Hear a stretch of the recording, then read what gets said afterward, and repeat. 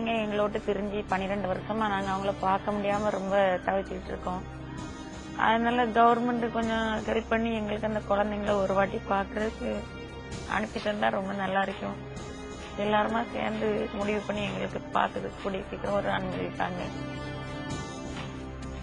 An anguished plea of a mother who's just discovered that the children she thought were living in the lap of luxury in Netherlands are in fact orphans in an alien land. A letter written after 12 years of separation has now fueled this poor couple's search for their children.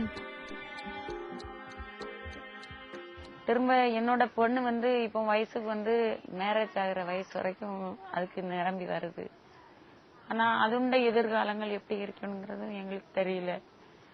அதனால குழந்தைங்களை எங்களோட கொஞ்சம் ஒண்டி இருந்தா எங்களுக்கு கொஞ்சம் நல்லா இருக்குமே அப்படிங்கறத நாங்க யோசிக்கிறோம்.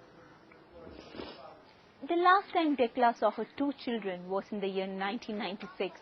In these 11 years, it's just this letter that she received from her children. And this one too brought no good news. Times Now had earlier telecast the pleas of parents of Subhash and Zabeen, desperately seeking the return of their children stolen from them for adoption abroad. Minister வீட்டில் குழந்தை காணானா இவ்வளோ time கேட்பாங்களா? இவ்வளோ நாள் கம்முன்னு இருப்பாங்களா?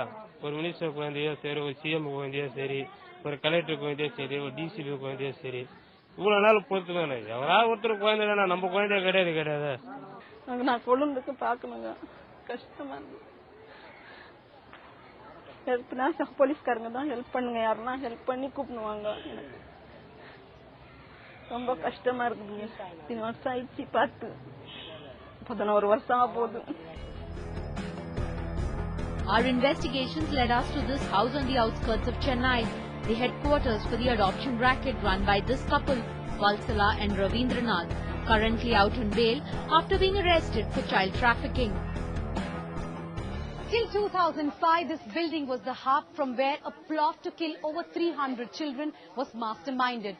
Though the couple who ran the Malaysian social services were arrested and subsequently released on bail, there are many more inter-country adoption rackets that have still not been exposed.